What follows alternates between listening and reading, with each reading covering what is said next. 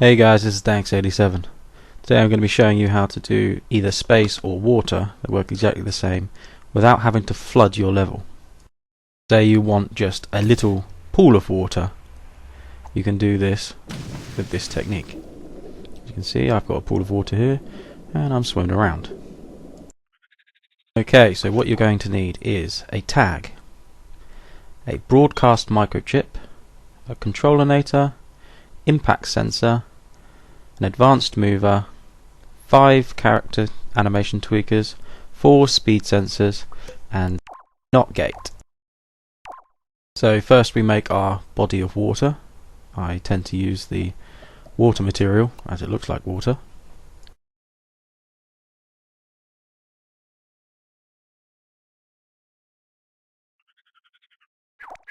I find it has a border around it like this, which I don't particularly like. So what I like to do is pick it up, take it above, and then move it either side and make it thicker so that it overlaps into the other material. And there we have it, it disappears. Okay, so to start we want our tag. I'm going to name the tag water. So it's going to be blue water. Then we're just going to pop it onto the water.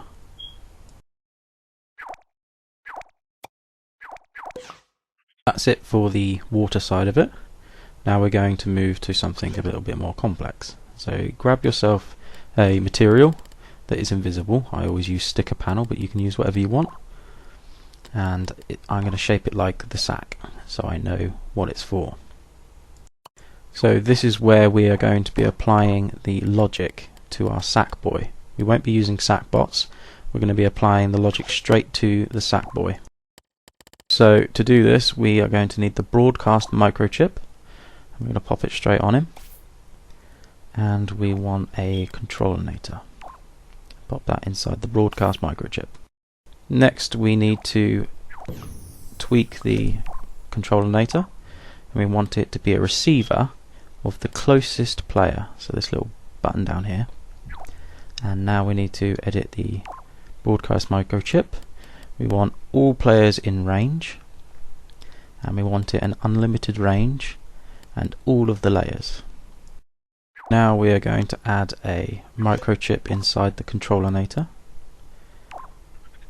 and we are going to put on our impact sensor,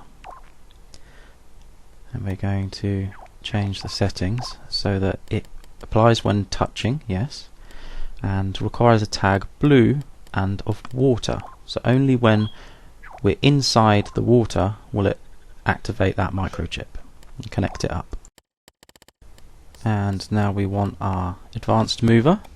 Pop that down, move it along so we can see the controller, and I go with 2 and 90% acceleration and 60% deceleration. That seems to feel the best, but you can play with whatever you feel is right. And then connect the left analog stick left and right into the left and right, and the up and down into the up and down. Now we want yet again another microchip inside this microchip. You don't necessarily need to have an iPhone microchip, but I like to keep it a little bit more tidy so I know that everything in here is for animations. Okay, nice and big. Now we need to add in our speed sensors. I'm going to pop the first one down right at the top here. We want that to 0.5 movement speed, so it senses when you're moving at least that, and up.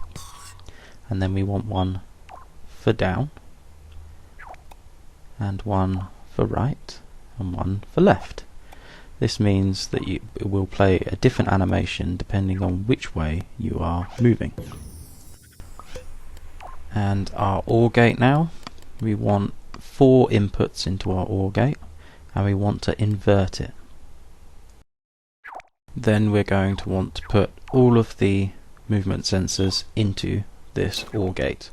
This means that basically if you're not moving, then this 5th animation will play, which leads us to the animations. So we're going to pop down an animation tweaker, and we're going to edit it to be an idle swimming animation. So we go down to swimming and find idle, and then connect it to that inverted OR gate. Now we are going to make a animation for each swim. So we go inside, find swim up, and then connect it to the speed sensor that senses when you're going up.